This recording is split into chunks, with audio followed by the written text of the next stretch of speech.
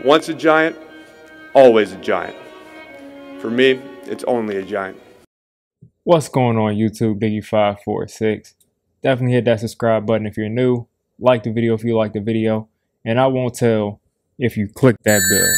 Let's go ahead and get into this. Alright, so I wanted to cover this game and there were some ups and downs, just as there always has been.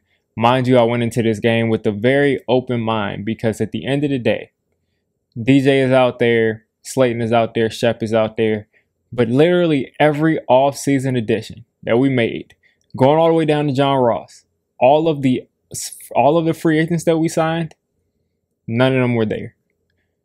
Our first round draft pick wasn't there.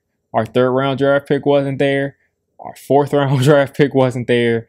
And I guess our seventh round pick was there. I think that's all of them. But pretty much 90 or 85% of the additions we made to make this team better weren't there. That is the biggest thing. I mean, I guess the only addition you can kind of count that was any significant addition was Nate Solder. And he didn't look too good out there either when he was out there. But most of the guys that we brought in were not there, including Adoree Jackson on defense, John Ross, just to name a couple: John Ross, Adoree Jackson, Kadarius Toney, Kenny Golladay, Kyle Rudolph, Saquon Barkley, if you count him. It's literally 6 or 7 guys who I expected to be kind of key contributors who aren't there. So that's how I kind of walked into this game with. But when you put that into context, the game still, you can pretty much judge, how everybody's looking individually. First off, I'll start off with the offensive line. No bueno. No, they weren't good.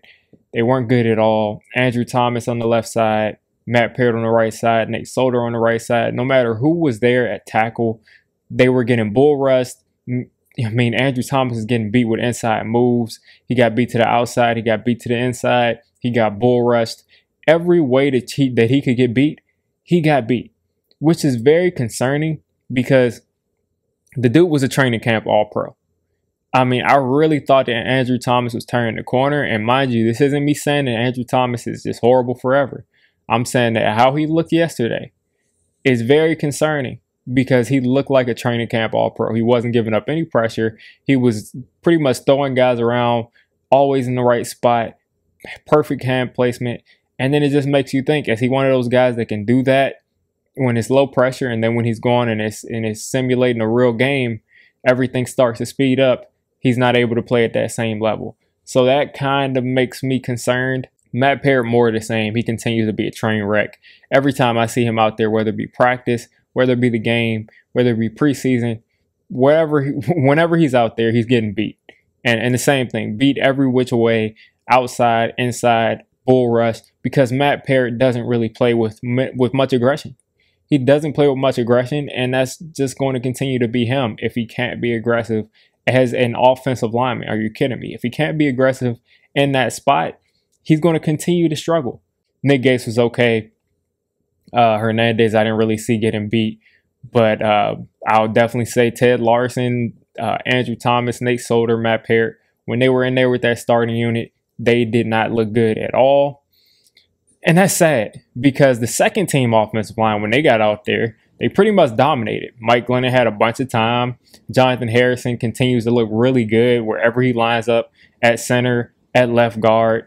He pretty much looks good wherever you line him up. So this is kind of strange to me that the second team offensive line has gotten so dominant, but the first team offensive line struggled so much. Now they are going against backups, but they're going against guys who are supposed to be on the same level as them. And the second team offensive line pretty much dominated. And I'll definitely chalk a lot of that up to Jonathan Harrison. I think that he's a really good player. And maybe he should start. If Lemieux, isn't as good, maybe Jonathan Harrison should be inserted at that left guard spot. Daniel Jones today or yesterday, he looked decent. He didn't look horrible. I would say, a couple of times he moved around a little bit in the pocket, did a little bit better with the pocket presence, but sometimes you got to bail. Sometimes you got to do some other things to extend the play. Sometimes he just didn't do that. A lot of times, even how athletic Daniel Jones is, he's still a guy that'll just stand right there like a Tom Brady, like an Eli Manning, who both of those guys have, you know, superior pocket presence. They can step around, not too much running, but they can do a lot of stepping around. But he's almost like a statue there sometimes, Daniel Jones is. And you have got to, especially, you know, 1 Mississippi, 2 Mississippi, 3 Mississippi, you got to start moving, because that rush is going to come through no matter who you got blocking for you after 3 seconds. He did have that horrible decision on the 1 yard line, pretty much the 1 inch line, of throwing that in the traffic behind Evan Ingram, who was, looked to me like he was kind of open, but he threw it behind him and it got intercepted. So you can't make that throw on the goal line. He had like such a long streak of not even throwing an interception in the red zone since, you know, before college. And since last year, he's been throwing, I wouldn't say a bunch, but I think he's thrown 2 or 3 red zone interceptions, which is something that you can't deal with, because it's going to take, I mean, yesterday, it seems like he took 7 points off the board because we were pretty much on the 1 inch line. So you take at least 3 points off the board pretty much every time you do that in the red zone. And then if they go down and score, it's pretty much a 14-point swing or a 10-point swing. But I know that he had a couple of nice throws. He had that nice 2-minute drill at the end of the first half where he capped it off to, I think, like a 28, 30-yard pass to Caden Smith. Kind of looked like that pitch and catch against Washington a couple of years ago. It was nice to see Caden Smith get a touchdown, and was a great throw by Daniel Jones, which never has been a question.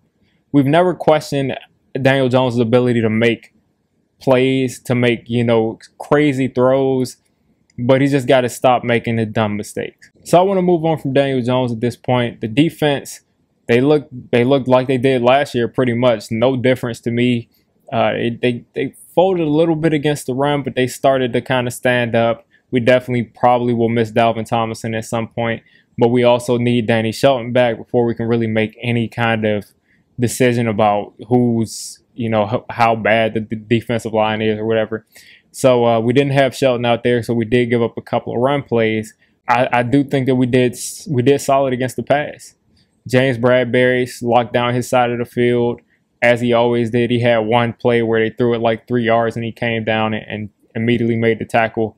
So he pretty much did what he always does. Rodarius Williams had a nice pass breakup, but our linebackers at times gave up some passing plays, but nothing really to hurt the team.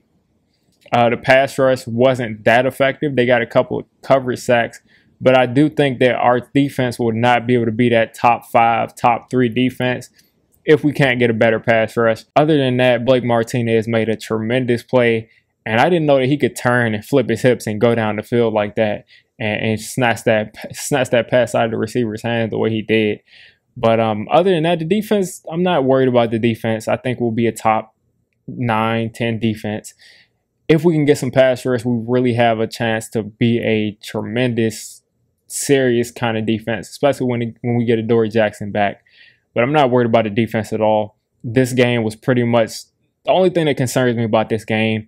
It's not even DJ and our ability to make plays. It's just about the offensive line. Because if you can't block Josh Uche and Matt Judon, how are you going to do it against Bradley Chubb and Von Miller? I'm going to drop a video soon on the final 53. And then, of course, the actual final 53 will drop. And then I'll drop a video reacting to that. But for now, you guys let me know what you thought of this preseason game, what you thought of this offseason, because the next time you see the Giants on the field, it'll be week 1. You made it this deep into the video. Come on, just hit the subscribe button. I make Giants content primarily, draft content secondarily, and during the season, I'm going to be doing a lot of reacting to pretty much most of the NFL games and everything NFL. So if you made it this deep, go ahead and join the D6 squad.